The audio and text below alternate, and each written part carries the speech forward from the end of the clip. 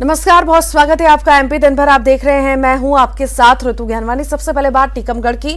सड़क हादसे में 2 लोगों की मौत की खबर है। 3 बाइक की आपस में टक्कर हुई है। हादसे में 5 लोग गंभीर रूप से घायल हैं। इलाज के लिए अस्पताल भेजा गया है। मानपुर रोड पर ये भीषण टक्कर हुई है। तो 3 बाइक की आपस में टक्कर हुई है। कई सारे लोग घायल बताए जा रहे हैं। 5 लोग गंभीर रूप से घायल है, बता दें आपको। और इलाज के लिए सभी को जिला अस्पताल भेज दिया गया है। जांच पड़ताल फिलहाल जारी है। मानपुर रोड पर ये भीषण टक्कर हुई है, जिसमें ये बड़ा हादसा हो गया और 2 लोगों की मौत हो गई।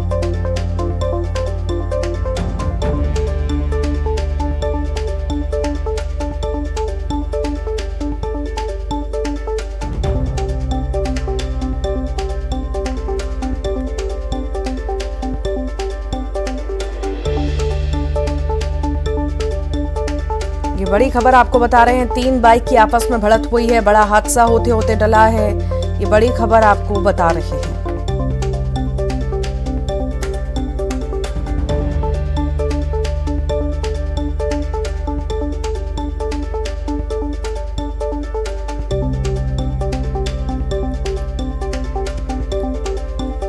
सड़क हादसा हुआ है। 2 लोगों की मौत की खबर है। 3 बाइक की आपस में टक्कर हुई और उसके बाद 5 लोग गंभीर रूप से घायल हुए हैं। साथ ही साथ 2 लोगों की मौत है। जो घायल हैं उन्हें जिला अस्पताल में भर्ती करा दिया गया है। मानपुर रोड पर यह भीषण हादसा हुआ है।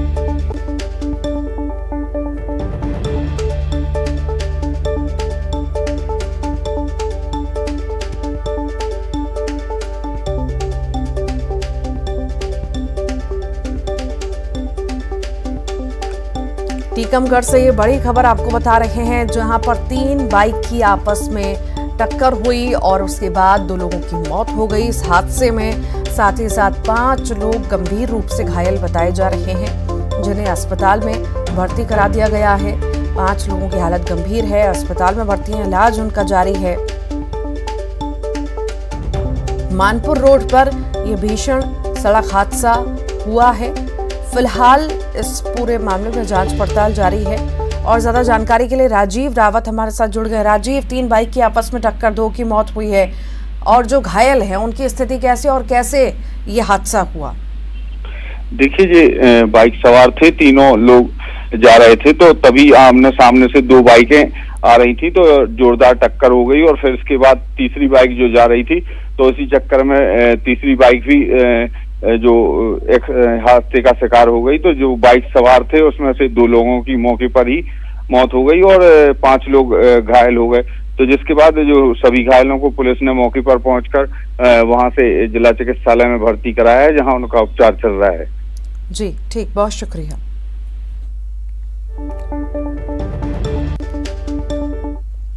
भोपाल से इस वक्त की बड़ी खबर है। शहर में आवारा कुत्तों का आतंक है और 4 साल की बच्ची को कुत्तों ने घायल किया है। कुत्तों ने मासूम को बुरी तरह से घायल किया। बच्ची के पिता ने कोलार थाने में आवेदन दिया है।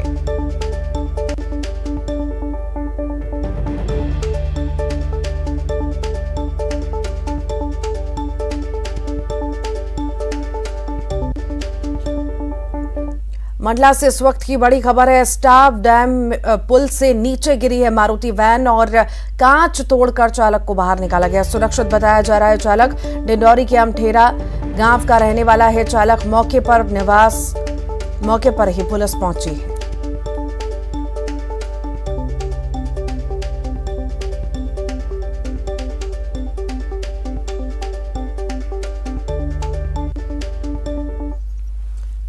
आगर मालवा के सुसनेर थाना क्षेत्र में बाइक को टक्कर मारकर फरार हो रही कार कुछ दूरी पर एक ट्रक से टकरा गई।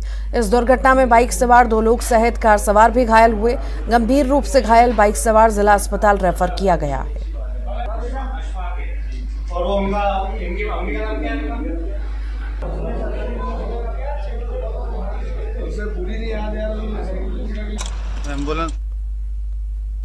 अब खबर मुरैना से है, जहां पर पहाड़गढ़ पुलिस ने बड़ी कार्रवाई की है। पुलिस ने कैलारस में संचालित महाकाल ईंट भट्टा में बदाऊं के 34 लोगों को अपने कब्जे में लेकर उन्हें उनके घर पहुंचाया। श्रमिकों को बंधुआ बनाने की शिकायत मानव अधिकार आयोग तक पहुंची थी। पूर्व जनपद अध्यक्ष श्रमिकों को बंधक बना लिया है और उनको मेहनताना नहीं दे रहा, जिस पर पुलिस ने कार्रवाई करते हुए श्रमिकों का बयान दर्ज किया। इसके बाद उनको ईंट भट्टा मालिक के वाहन से बदाऊं भिजवाने का प्रबंध किया है। नॉट ओनली अस्पताल, ये बाकी संस्थान, पैथोलॉजी लैब्स हैं, आपके उद्योग हैं, होटल्स हैं, रेस्टोरेंट्स हैं, इन सबको इसी क्रम में समझाइश दे के, नोटिस दे के हम चाह रहे हैं कि ये सभी पोल्यूशन नियंत्रण के दायरे में आ जाएं, ताकि हमारा ग्वालियर शहर और ये क्षेत्र में जहां ये वायु प्रदूषण की स्थिति ज़्यादा है उसको हम लोग नियंत्रण कर सकें। मध्य प्रदेश को अवार्ड मिला है अच्छी बस सेवा के लिए। मध्य प्रदेश को अवार्ड मिला है। भोपाल सिटी लिंक लिमिटेड को अर्बन मोबिलिटी अवार्ड मिला है। 2022 के लिए चुना गया है। 150 बसों के ग्रॉस कॉस्ट मॉडल के लिए अवार्ड मिला। केरल के कोच्चि में आयोजित सम्मान समारोह कार्यक्रम था और उसमें अवार्ड दिया गया है। 20 मार्गों पर 352 बसों का संचालन होता है। रोजाना बड़ी संख्या में यात्री सफर करते हैं। बस सेवा को अवार्ड मिलने से कर्मचारियों में खुशी है।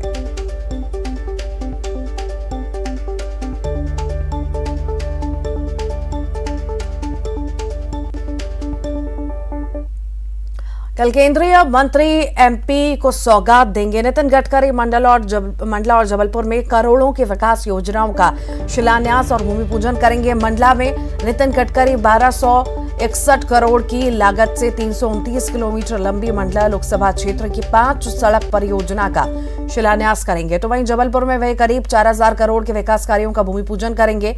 इसके अलावा प्रदेश के सबसे बड़े फ्लाईओवर के विस्तार वाले हिस्से का भूमि पूजन किया जाएगा। जबलपुर से बिलासपुर तक बनने वाले नए राष्ट्रीय राजमार्ग की नींव भी केंद्रीय परिवहन मंत्री के हाथों रखी जाएगी। मंडला में पुलिस लाइन में कार्यक्रम का आयोजन होगा, जबकि जबलपुर में वेटरनरी ग्राउंड में कार्यक्रम है। कल केंद्रीय सड़क परिवहन मंत्री नितिन गडकरी और मुख्यमंत्री शिवराज सिंह चौहान का मंडला के पुलिस लाइन में आगमन हो रहा है। मंडला में 1261 करोड़ की लागत से 329 किलोमीटर लंबी मंडला लोकसभा क्षेत्र के 5 सड़क परियोजना का शिलान्यास करेंगे। केंद्रीय मंत्री और सीएम के आगमन को लेकर तैयारियां अंतिम रूप में आ चुकी हैं, जिसका जायजा केंद्रीय इस्पात और ग्रामीण विकास राज्य मंत्री फग्गन सिंह कुलस्ते ने लिया।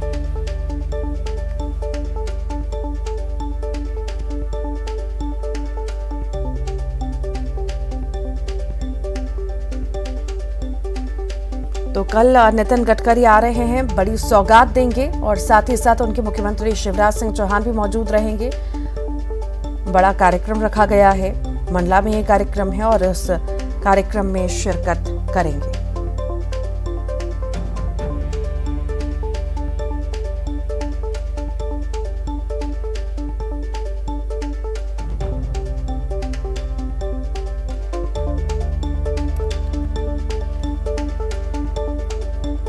जनजातीय गौरव दिवस को लेकर सीएम शिवराज सिंह चौहान ने अहम बैठक की और बैठक में आदिवासी विधायकों के अलावा अधिकारियों ने शिरकत की। 15 नवंबर को जनजातीय गौरव दिवस पर शहडोल में खास आयोजन किया जाएगा। इस दौरान राज्य और केंद्र की योजनाओं की जानकारी दी जाएगी।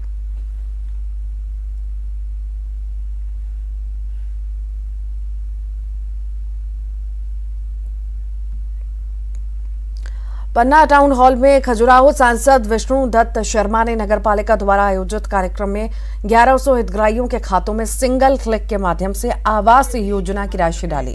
इस कार्यक्रम में प्रभारी मंत्री पन्ना विधायक ब्रजेंद्र प्रताप सिंह और नगरपालिका अध्यक्ष भी मौजूद रहे। इसी के साथ ही कार्यक्रम में पन्ना नगरपालिका की ओर से होने वाले विकास कार्यों का भूमि पूजन भी किया गया। 1100 प्रधानमंत्री आवास की पहली किस्त 1 क्लिक के माध्यम से 1-1 लाख रुपए की किस्त सभी लोगों के खाते में आज ट्रांसफर हुई है।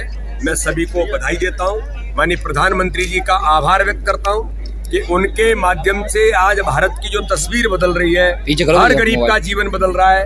हर गरीब के जीवन में अपने स्वयं के मकान में रहने की जो खुशी आज मिली है, तो प्रधानमंत्री जी के कारण आज देश के हर गरीब को मकान प्रधानमंत्री आवास के माध्यम से मिला है। मैं पन्ना की नगरपालिका के नेतृत्व को और सब लोगों को बधाई देता हूँ। 2 दिवसीय दौरे पर अपने विधानसभा क्षेत्र बमोरी पहुंचे पंचायत एवं ग्रामीण विकास मंत्री महेंद्र सिंह सिसोदिया ने विधानसभा क्षेत्र की जनता को विकास कार्यों की सौगात दी और इस दौरान सिसोदिया ने राहुल गांधी की भारत जोड़ो यात्रा पर निशाना भी साधा और कहा कि वो कितनी भी पदयात्रा कर ले, बीजेपी को कोई अंतर नहीं पड़ेगा। को कोई फर्क नहीं पड़ता कि कौन की यात्रा होनी है और कौन की नहीं होनी है, और राहुल गांधी जी कितनी भी यात्रा कर लें, जलवा तो नरेंद्र मोदी का ही रहेगा। नेता प्रतिपक्ष गोविंद सिंह ने संघ प्रमुख मोहन भागवत पर विवादित बयान दिया। गोविंद सिंह ने मोहन भागवत की तुलना हिटलर से की। उनका कहना था कि बीजेपी में मोहन भागवत का आदेश हिटलर की तरह चलता है। चलता है जिस प्रकार हिटलर का आदेश चलता था जर्मनी में, उसी प्रकार मोहन भागवत जी जो राष्ट्रीय स्वयंसेवक के प्रमुख है, उनका आदेश भारतीय जनता पार्टी में चलता है। तो वहीं गोविंद सिंह के बयान पर बीजेपी ने पलटवार किया। उन्होंने कहा कि लोकतंत्र कांग्रेस में नहीं भाजपा में है। 50 सालों तक कांग्रेस ने नेहरू गांधी परिवार का राज रहा, हाल ही में चुनाव की प्रक्रिया अपनाई भी तो हंसी के पात्र बन गए। कांग्रेस के जो नेता है उन्होंने जो बात कही, मुझे ताज्जुब होता है इनकी बात पर। वो कह रहे हैं कि भारतीय जनता पार्टी में हिटलरशाही है। अरे जिस कांग्रेस में आजादी के बाद उन 50 सालों तक एक ही परिवार का राज रहा हो, नेहरू गांधी परिवार ने ही नेतृत्व किया हो, कैसे कह सकते हैं कि वहां लोकतंत्र है? आज जो उन्होंने निर्वाचन प्रक्रिया अपनाई और जो हंसी के पात्र बने, किस प्रकार से एक उनके अधिकृत उम्मीदवार और दूसरे जो उम्मीदवार थे शशि थरूर, उनको अपनी वोटर सूची लेने के लिए संघर्ष करना पड़ा। जब वो मध्य प्रदेश में वोट मांगने आए तो क्या हालत थी, उनको कोई लेने नहीं पहुंचा, ये हाल थे। और आज उसके बाद जब ये उनके चुनाव तथाकथित हुए, उसके बाद जो उनकी एक महत्वपूर्ण कमेटी बनी, उस कमेटी में ऐसे व्यक्ति जो चुनाव लड़ा हो, शशि थरूर, उनका वरिष्ठ नेता हो, उनको सदस्य के रूप में भी नहीं रखा गया।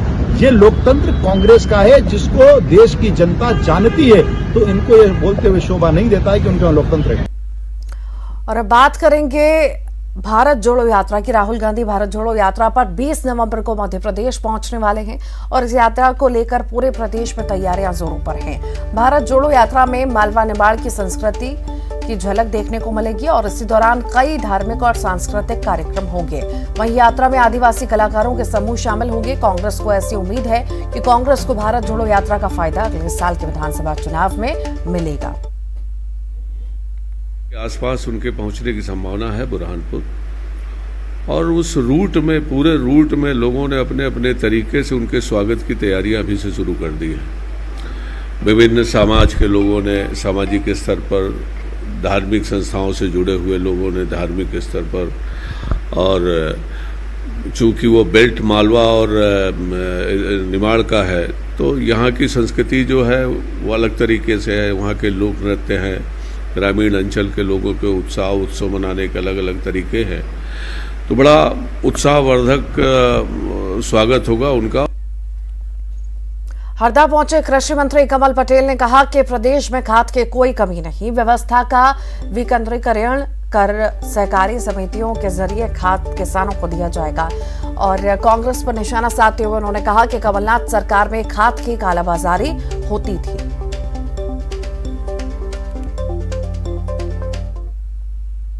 अपने गिरबान में जाके जब कांग्रेस की 15 महीने सरकार थी तो हर जगह लाइनें लगती थी, किलोमीटर पुलिस लाठीचार्ज करती थी किसानों के ऊपर कमलनाथ के राज में, और ब्लैक में बिकता था। लेकिन भारतीय जनता पार्टी गांव गरीब किसानों की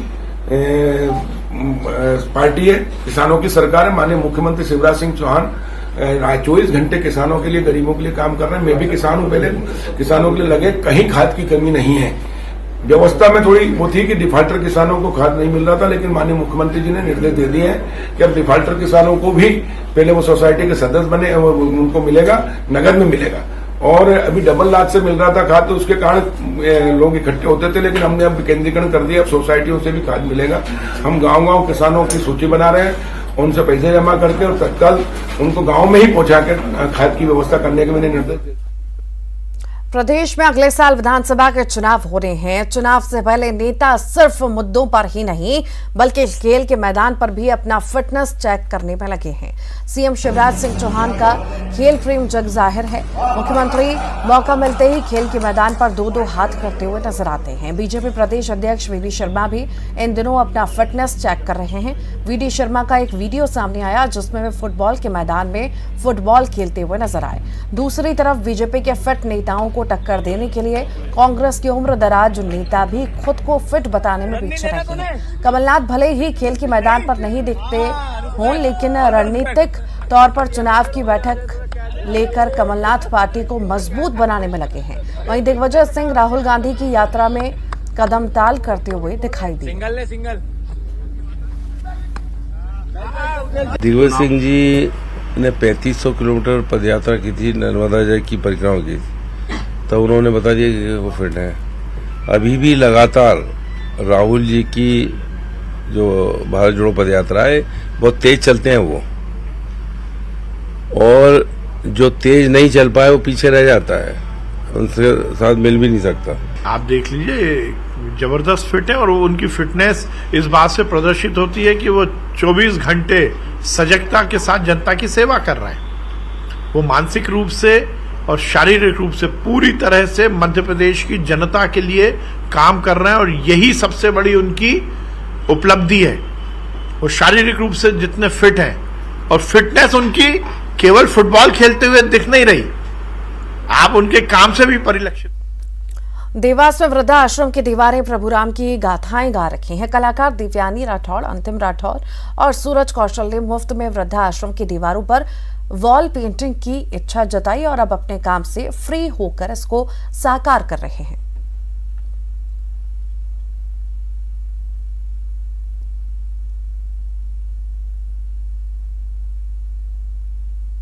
हम वृद्धाश्रम में वॉल पेंटिंग कर रहे हैं। क्यों कर रहे हैं, क्या ताकि यहाँ पर जो बुजुर्ग हैं उन्हें वॉल पेंटिंग देखकर थोड़ा अच्छा लगे, और हमारा मन था यहाँ पे वॉल पेंटिंग करने का बहुत टाइम से, तो अभी हमने शुरू किया है यहाँ पर वॉल पेंटिंग करना। कुछ पैसे उससे कर रहे हैं? नहीं, कोई चार्जेस नहीं ले रहे हैं हम इसका, बिना चार्जेस के कर रहे हैं। कि यहाँ पे जो बुजुर्ग है थोड़ा पॉजिटिविटी का माहौल, थोड़ा रिलीजियस फील है। सुबह अपना इन्हें दर्शन वर्शन करके अपनी प्रार्थना पूजा कर सकें, ऐसा तो मेरा मोटिव था कुछ, इसलिए मैंने ड्रॉ करा है। हिमाचल प्रदेश में विधानसभा चुनावों का ऐलान हो चुका है। बीजेपी ने इन चुनावों के लिए अपना घोषणा पत्र भी जारी कर दिया है। केंद्रीय मंत्री अनुराग ठाकुर भी प्रदेश भर में पार्टी के लिए प्रचार कर रहे हैं। इसी बीच उन्होंने न्यूज 18 से एक्सक्लूसिव बातचीत की। देखिए। नमस्कार व्यूअर्स, मैं हूं अमीश देवगन और मेरे साथ है केंद्रीय मंत्री अनुराग ठाकुर, और आपको दिख ही रहा होगा इस समय हम शिमला में हैं, और शिमला में मौसम तो जरूर ठंडा है लेकिन राजनीतिक हलचल बहुत बड़ी हुई है। अनुराग जी, ये आपका गृह राज्य भी है और 5 साल बीजेपी का शासन रहा है। कहते हैं 5 साल बाद कोई वापस नहीं आता है। कहते तो ये भी थे 2014 में कि कोई पूर्ण बहुमत की सरकार नहीं लाता है। मोदी जी ने पूर्ण बहुमत की सरकार भी बनाई, शानदार तरीके से चलाई। 2019 के चुनाव आए तो सबने कहा अब तो नहीं आते, लेकिन मोदी जी की सरकार उससे ज्यादा सीटें जीत कर आई। उत्तर प्रदेश, उत्तराखंड, मणिपुर, गोवा के चुनाव हुए, वहां पर भी सरकारें रिपीट नहीं होती थी। चारों जगह पर कमल खिला, फिर भारतीय जनता पार्टी की डबल इंजन की सरकारें बनी। अब हिमाचल और गुजरात की बारी है, फिर कमल खिलने की तैयारी है। हिमाचल और गुजरात की बात है, पहले हिमाचल की बात करते हैं, फिर मैं गुजरात पे आऊंगा। हर बार मुकाबला कहते हैं कि बीजेपी और कांग्रेस के बीच में रहता है, लेकिन इस बार आम आदमी पार्टी भी ताल ठोक रही है और उनको लगता है कि वो भी कुछ जलवा यहां पर बिखेर सकते हैं। 4 महीने पहले आम आदमी पार्टी की दुकान बंद हो चुकी है। जैसे उत्तराखंड और उत्तर प्रदेश में उनके खाते नहीं खुल पाए और जमानतें जब्त हुई, हिमाचल प्रदेश में भी जमानत बचाने में बगल का राज्य पंजाब में है और पंजाब में भी सीएम है। पंजाब में 3 महीने में 70 हत्याएं होगी, गैंगवॉर शुरू हो गई, कानून व्यवस्था चरमरा गई। पंजाब के स्वास्थ्य मंत्री का भ्रष्टाचार के चलते इस्तीफा हो गया। ये 2 महीने में गुल खिला दिया अरविंद केजरीवाल जी की पार्टी ने। भ्रष्टाचार की प्रतीक, अराजकता की प्रतीक आम आदमी पार्टी बन चुकी है। एक सवाल मेरा जो बहुत महत्वपूर्ण है, भारतीय जनता पार्टी कह रही है ये डबल इंजन की सरकार है, डबल इंजन की सरकार है, लेकिन इस बारी भारतीय जनता पार्टी के लिए समस्या भारतीय जनता पार्टी के अपने लोग बन गए हैं जो खास तौर पर बागी खड़े हो गए हैं। वो कितनी बड़ी समस्या है भारतीय जनता पार्टी की? निश्चित तौर पर कोई पार्टी का नेता खड़ा हो जाए चिंता होती है, मनाने का प्रयास किया, नहीं रुके, लेकिन जनता जानती है जो विकास किया है वो भाजपा ने किया और जिसके पास कमल का चुनाव चिन्ह है वही सही उम्मीदवार है, वही सरकार बनाएगा, वही विकास करवाएगा। इसलिए लोग कमल का चुनाव चिन्ह देखेंगे। ऐसा क्यों वो मैनेज नहीं हो पाया? मोदी जी ने भी प्रयास करा मैनेज करने का, जैसे कांग्रेस ने भी एक ऑडियो ट्वीट करा जिसमें मोदी जी एक कैंडिडेट को बोल रहे हैं। देखिए प्रयास, हम कार्यकर्ता हैं सब, चुनाव को हम ये नहीं देखते कौन क्या है, लेकिन प्रयास करते हैं कि हर किसी को रोका जाए, मनाया जाए। कोई नहीं मानता उस पर आप नहीं कर सकते, फिर आप अपने बात को आगे बढ़ाते हैं जी। जो लड़ रहे हैं एक की बजाय चार से कोई फर्क नहीं पड़ता। हमें अपने काम में विश्वास है और मैं आप पूरे विश्वास के साथ कहता हूं कि डबल इंजन की गाड़ी भाजपा संग पहाड़ी। मैं आपका एक रैली देख रहा था जिसमें आप थोड़ा इमोशनल भी हो गए, बड़ी हेडलाइन भी बनी, क्या कारण रहा इमोशनल होने का? 2017 में जब हम चुनाव लड़े जी तो कुछ विधानसभा क्षेत्र ऐसे थे जहां पे हम लोग हारे, लेकिन जब मैं 2019 का लोकसभा का चुनाव लड़ा उन्हीं विधानसभा से 29,000, 29,000, 28,000, 27,000 ऐसे लीड्स आई। तो 1.5 साल में जो हमारे कार्यकर्ताओं ने काम करके पार्टी को खड़ा किया वो कार्यकर्ता और संगठन की ताकत दिखाती है। और इस चुनाव में भी वो कार्यकर्ता के चेहरे पे जो चमक थी, जोश था, मैं मन ही मन में सोच रहा था कि 2017 का बदला लेने के लिए ये सब तैयार हैं। और बहनों में जो जोश, युवा जो नारे लगा रहे थे, उन्होंने मुझे भावुक कर दिया कि मैं किस राजनीतिक दल से आता हूं, जहां मोदी जी जैसे दुनिया के सर्वाधिक लोकप्रिय नेता हैं, प्रेम कुमार धूमल जी जैसे नेता हमारे राज्य में, जिन्होंने उस चुनाव के परिणाम के बाद भी पोलिंग बूथ पे जाके भी पोलिंग बूथों को खड़ा किया और संगठन को उतना मजबूत करने का काम किया। आप भी हिमाचल का बड़ा चेहरा हैं और अगर हम देखें तो आपकी भी लोकप्रियता है। क्या हम भविष्य में आपको भी किसी बड़े रोल में, खासतौर पर प्रदेश के अंदर, देश में तो आप बड़े रोल में हैं ही, एक बड़ी जिम्मेदारी है ही, लेकिन प्रदेश में बड़े रोल में देख सकते हैं? अमीश जी, मैं हिमाचल की जनता का आभारी हूं और हमीरपुर की जनता का विशेष तौर पर। जी, मुझे 4 बार लोकसभा का सांसद बनाया जी, और मैंने केंद्र सरकार के सहयोग से अपने प्रदेश का बहुत विकास करवाया है, विशेष तौर पर हमीरपुर संसदीय क्षेत्र का। और मैं सौभाग्यशाली हूं कि मोदी जी जैसे नेतृत्व में मुझे काम करने का अवसर मिल रहा है। एक नहीं, 2-2 मंत्रालय, 3-3 डिपार्टमेंट में काम करने का अवसर मिल रहा है। तो मुझे लगता है मैं वहां पर रह के देश और प्रदेश की जो सेवा कर पाऊं वो मैं ज्यादा से ज्यादा करना चाहूंगा। इस सवाल को थोड़ा मैं मोड़ता हूं। आप क्रिकेटर भी, आप क्रिकेट एडमिनिस्ट्रेशन में भी रहे और क्रिकेटर भी रहे हैं, आपने मतलब नेशनल लेवल्स तक खेला हुआ है, तो इसलिए मैं पूछ रहा हूं कि हर प्लेयर का एक सपना होता है कि मैं भी टीम का कप्तान बनूं, होता है, इसमें तो कोई दो राय नहीं है। डिपेंड करता है आप किस भूमिका में हो। कई बार कुछ लोग कप्तान बनकर भी कुछ नहीं कर पाते, आप स्टार बैट्समैन बनकर भी दिल जीत लेते हैं। तो आप जिसको जो भी जिम्मेदारी मिली है आप वहां पे अपना 100% दीजिए, संगठन के लिए, सरकार के लिए, राज्य के लिए, देश के लिए। मुझ में और जयराम जी में क्या अंतर है? हम एक ही पार्टी के कार्यकर्ता हैं, वो हमारे वरिष्ठ नेता हैं, वो मुख्यमंत्री हैं, शानदार सरकार चलाई है और उन्हें दूसरी पारी जरूर मिलनी चाहिए। एक सवाल है कि कांग्रेस कह रही है कि भ्रष्टाचार बहुत हुआ है, उन्होंने 23 पन्नों की एक रिपोर्ट भी जारी करी है। आप हमेशा आरोप लगाते थे कांग्रेस भ्रष्टाचार कर रही है, कांग्रेस भ्रष्टाचारी है, लेकिन इस प्रदेश में कांग्रेस आरोप लगा रही है कि बीजेपी भ्रष्टाचार कर रही है। उनकी चार्जशीट पर जितना हंसा जाए उतना कम है जी। 5 साल तक कांग्रेस के मुंह से कुछ नहीं निकला। चुनाव घोषणा होने के बाद, ये चुनाव से 2 दिन पहले वो करते हैं, एक में भी सत्यता नहीं है, एक भी आरोप सिद्ध करने वाले नहीं है। जयराम जी की सरकार ने ईमानदारी के साथ काम किया, कोई भ्रष्टाचार का दूर दूर तक लेने का नाम नहीं है। अनुराग जी, एक बात तो आप भी मानेंगे, इस बारी बीजेपी और कांग्रेस के बीच में एक बड़ी फाइट है, लेकिन कांग्रेस का कोई बड़ा नेता यहां नहीं आ रहा, लेकिन उसके बाद अगर उसके बावजूद कांग्रेस अगर फाइट में है तो ये कांग्रेस के लिए उपलब्धि है। हो सकता है उनके बड़े नेता ना आ रहे हो, इसलिए उनका भला हो रहा थोड़ा बहुत, जो आप कह रहे हैं। क्योंकि राहुल जी जो यात्रा लेके चले हैं वो टुकड़े टुकड़े गैंग को साथ में लेके चले हैं, लेकिन वो तो भारत जोड़ने की बात कर रहे हैं। अरे भाई साहब, जो भारत तोड़ने की बात करते हैं उनको साथ में लेके चले हैं। 3.5 जो नारा लगाते थे भारत के टुकड़े हो 1000, इंशाल्लाह इंशाल्लाह, जो पोस्टर चिपकाते थे a country without a post office, एक ऐसा देश जिसका नामो निशान ना हो, ऐसे लोग उस यात्रा में शामिल हैं। वो भारत जोड़ने की नहीं, तोड़ने वाले की बात करते हैं। और इसी के साथ ही फिलहाल के लिए इतना ही।